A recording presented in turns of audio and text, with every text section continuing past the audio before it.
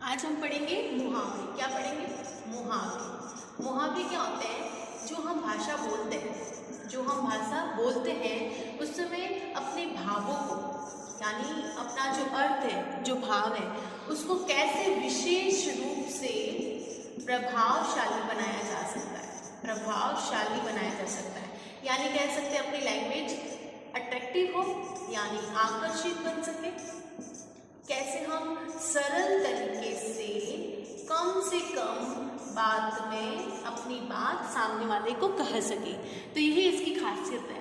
क्या है? मुहावरे कुछ कम से कम शब्दों के मेल से बने होते हैं। यानी ऐसी उक्ति कह दो, कथन कह दो, ऐसी उक्ति है जो चमत्कार उत्पन्न करती है। क्या करती है? चमत्कार उत्पन्न करती है। ये ऐसा चमत्कार है जिससे हम उसके अर्थ को, यानी उसके भाव को, उसके अर्थ को विशेष तौर पे समझते हैं, जिसका अर्थ विशेष अर्थ में निकलता है, जिसका मीनिंग विशेष अर्थ को प्रकट करने के लिए निकाला जाता है। ठीक है, तो वैसे मुहावरे सरल नहीं होते, लेकिन उसके अर्थ को सरल बना देते हैं। और ऐसे लैंग्वेज में जब वो मुहावरेदार भाषा का प्रयोग करते हैं तो वो बात सामने वाले को आसानी से समझ आ जाती है, और उसमें कम से कम वाक्य, कम से कम शब्दों का प्रयोग करके हम अपनी बात को समझा सकते हैं। तो अट्रैक्टिव लैंग्वेज है, कठिन शब्द होंगे लेकिन आसानी से समझ जाने वाली बात होती है, विशेष अर्थों को प्रकट करने वाली बात होती है, जिससे क्या होता है? आपका मैटर, आपके भाव, आपके विचार प्रभावशाली लगते हैं। लोगों को आपकी बातें जो है वो लोगों की तरफ अट्रैक्टिव रहती है, यानी आकर्षित करती है आपकी बात। तो ये खास तौर पे आपकी कुल मिलाकर आपके ज्ञान पर डिपेंड करता है। किस पर? ज्ञान पर। तो आपकी नॉलेज कितनी है, आप उसका प्रयोग व्यवहारिक बातों में कैसे करते हैं, आप अपने जीवन में मुहावरेदारी भाषा का प्रयोग करते हैं। जैसे मान लीजिए सास और बहू की लड़ाई होती है, तो उसमें क्या होता है कि कोई बात सीधे सीधे ना करके टेढ़े टोन में कहना।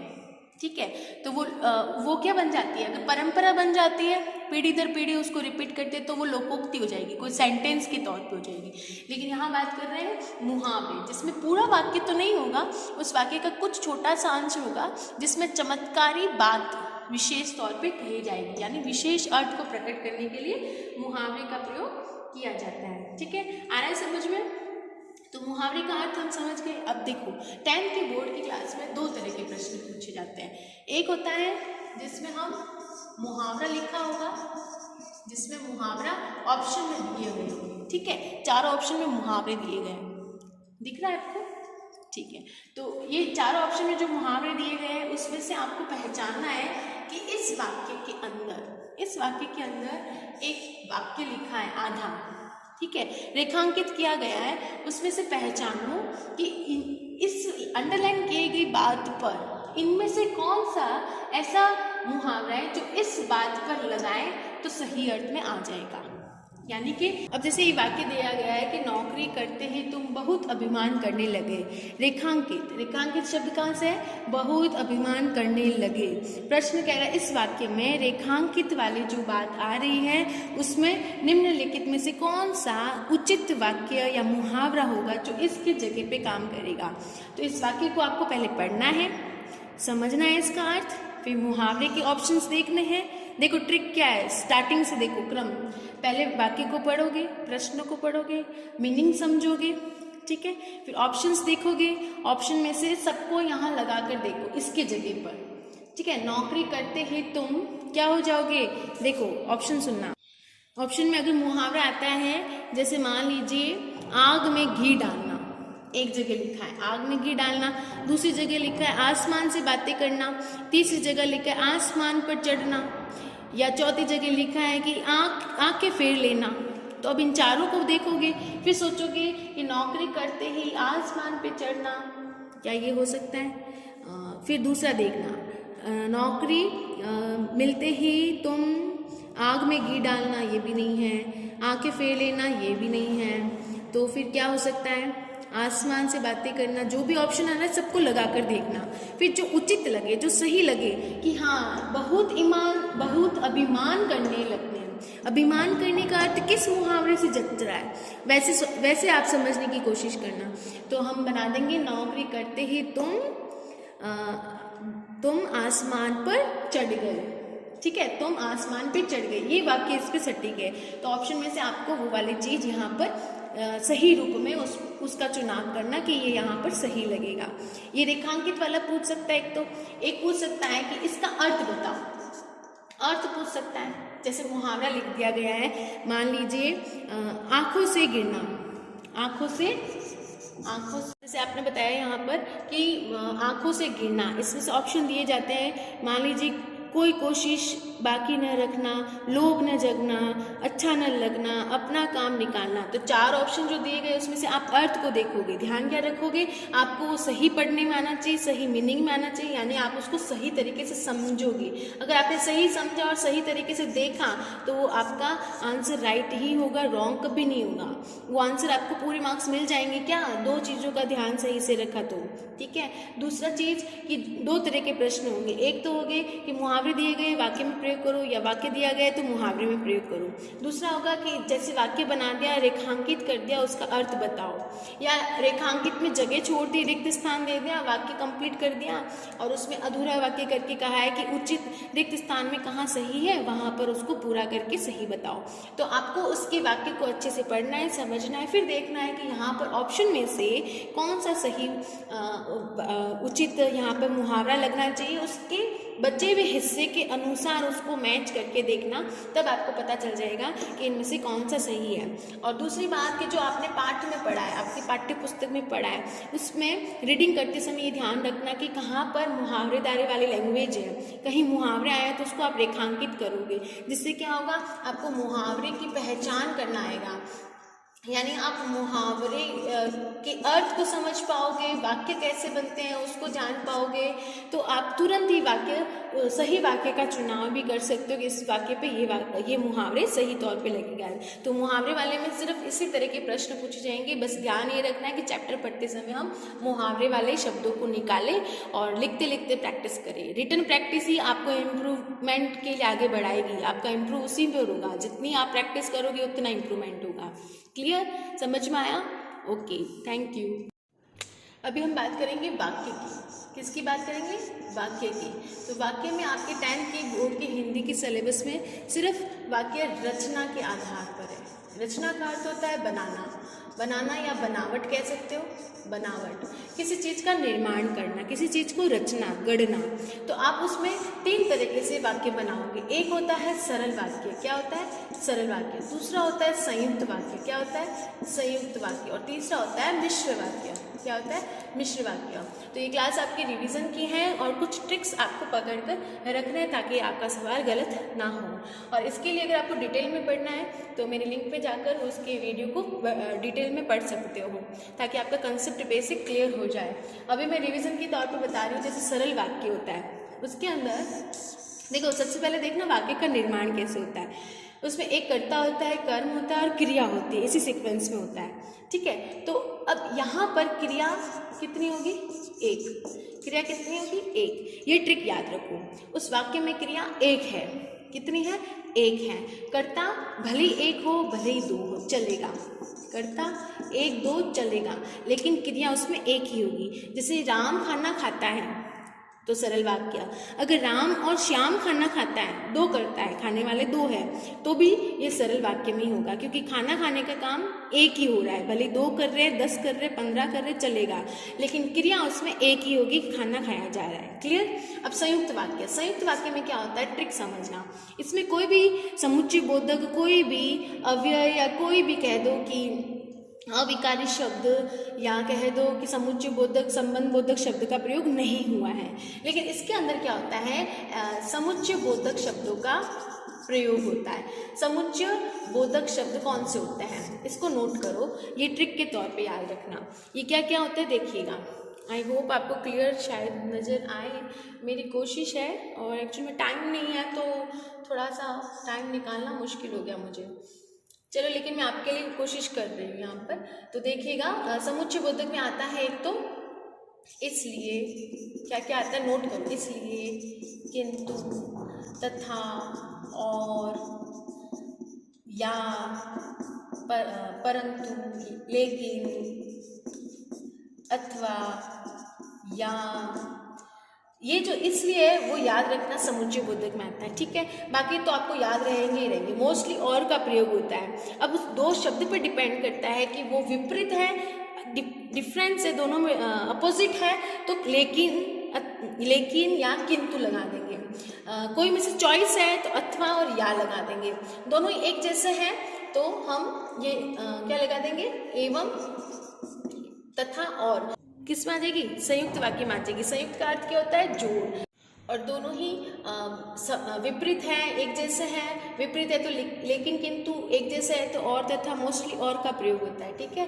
अथवा जिसमें हम दोनों में से चॉइस का प्रयोग करते हैं, ऑप्शन का प्रयोग करते हैं, या तो ये या फिर ये। इसमें क्या होता है, दो सरल वाक्य होते हैं। दो क्या होते हैं, सरल वाक्य। जैसे ये वाक्य वैसा वैसा एक वाक्य यहाँ, वैसा वैसा एक वाक्य यहाँ। इसमें एक क्रिया यहाँ पर होगी और एक क्रिया दूसरे वाले वाक्य के पीछे होगी। याद रहे, दोनों सरल वाक्य के अंत में दो क्रिया होगी, ठीक है। दोनों सरल वाक्य के अंत में दो क्रिया होगी, इस बात को नोट कर लो। दूसरी चीज नोट करना, इसमें काम करने वाले पर्सन एक भी हो सकता है, अनेक भी हो सकता है। उसको हम शुरुआत में लगाएंगे और यहाँ नहीं लगाते तो चलेगा। क्या करेंगे, कर्ता का प्रयोग एक बार स्टार्टिंग में ही होगा, शुरुआत में ही होगा, रिपीट नहीं होगा। वो पर्सन जो काम करने वाले हैं वो रिपीट नहीं होंगे। जैसे मान लीजिए राम और श्याम, दो जने हैं, राम और श्याम, दोनों मिलकर काम कर रहे हैं। राम और श्याम ने खेत जोते और पानी की सिंचाई की। वापस सुनो, राम और श्याम ने क्या किया, दो पर्सन, राम और श्याम ने शब्द लगाए, शब्द के बीच में और लगाए, तो अभी तो वो सरल में ही जा रहा है। लेकिन वाक्य के बीच में, ये वाक्य और ये वाक्य के बीच में और लगा रहे हैं। राम और श्याम ने क्या किया, खेत जोता और सिंचाई की। खेत जोतना एक काम, सरल वाक्य। राम और श्याम ने सिंचाई की, दूसरा वाक्य। राम और श्याम ने सिंचाई की दूसरा वाक्य यहाँ। तो राम और श्याम ने खेत जोते और सिंचाई की। इस तरह से आपको इसको अलग करना है। तो ध्यान रहे, और कहाँ लगाओगे, दोनों सरल वाक्य के बीच में लगाओगे। क्लियर। और लग सकता है उस वाक्य के। अब इसमें देखते हैं, किसमें, मिश्र वाक्य में, ठीक है। मिश्र वाक्य में क्या होता है, मिश्र वाक्य के अंदर जैसे हमने समुच्चय बोधक संयुक्त वाक्य के लिए ये लिखे, ये याद करना, ये ट्रिक है, पहचान है संयुक्त वाक्य की। अब बात करते हैं इसमें भी दो वाक्य होते हैं, लेकिन दोनों सरल नहीं होते हैं। एक होता है प्रधान वाक्य और दूसरा होता है आश्रित वाक्य। क्या होता है, आश्रित वाक्य। जैसे एक होता है डिपेंडेंट और एक होता है मेन सेंटेंस। तो इसमें क्या होता है, जैसे राम ने कहा मेन सेंटेंस है, क्या कहा है, वो आश्रित रहता है, डिपेंड रहता है। तो हम जैसे मान लीजिए लिखा है आज बारिश होगी, आज बारिश होगी यदि क्या हुआ, तो यदि बादल गरजने वाले हुए तो, या नहीं गरजने वाले हुए। या फिर कह सकते हैं कि बादल यदि तुमने कार्य पूरा किया तो तुम कक्षा में प्रथम आ सकोगे। या यह कहे यदि तुमने परिश्रम किया, सरल वाक्य, तुमने परिश्रम किया, सरल वाक्य। आगे देखो, आगे क्या लिखा है, यदि तुमने परिश्रम किया तो तुम परीक्षा में, क्या लिखा है, तो तुम परीक्षा में पास हो सकते हो। तुम परीक्षा में पास हो सकते हो, ये सरल वाक्य। एक सरल दूसरा सरल, या एक सेंटेंस दूसरा सेंटेंस, दो सेंटेंस समझो। तुम परिश्रम करोगे, परीक्षा में पास होगे, दो वाक्य है।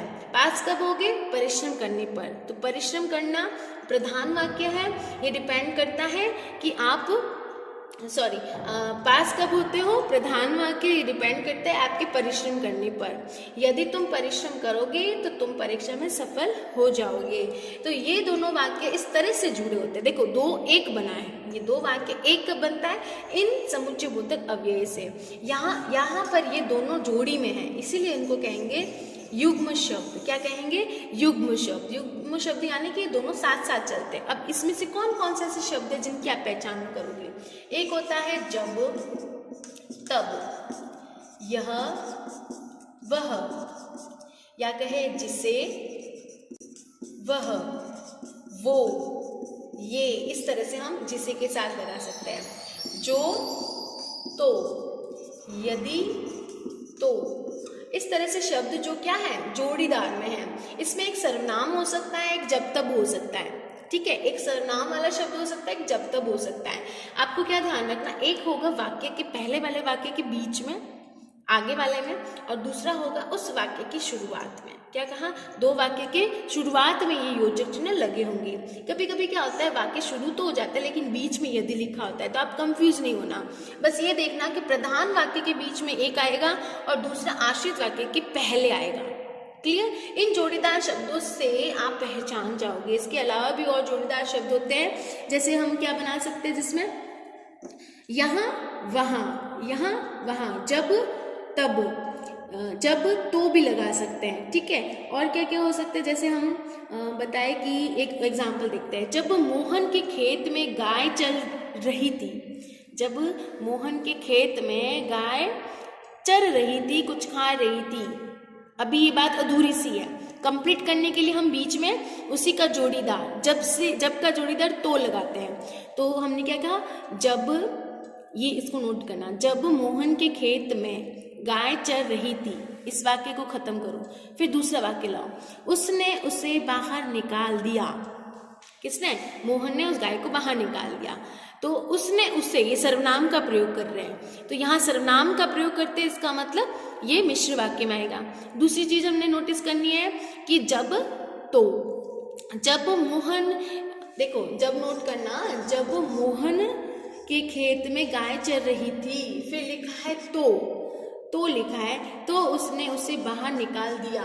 तो ये जो ट्रिक है, ये जोड़ीदार वाले, एक वाक्य के पहले दूसरे वाक्य के पहले, दोनों मिलाकर एक वाक्य बनेगा। तो ये आप पहचान जाओगे, ये किस में आता है, मिश्र में। एक मिश्र में आता है क्योंकि, ये नोट कर लो, क्योंकि भी मिश्र में आएगा, इसलिए आएगा संयुक्त में, क्योंकि आएगा मिश्र में। इस ट्रिक को याद कर ली कि कौन सा वर्ड किस में आता है पहचानने के लिए, कौन सा वर्ड किस में आता है पहचानने के लिए। इसमें कुछ भी नहीं आता। इसको बनाने के लिए, सरल को बनाने के लिए, अगर ऐसे दो जुड़े हुए अलग अलग हैं, उसको जोड़कर एक करना है। सरल में क्या होता है, एक ही वाक्य होता है ना, सरल सिंपल सा।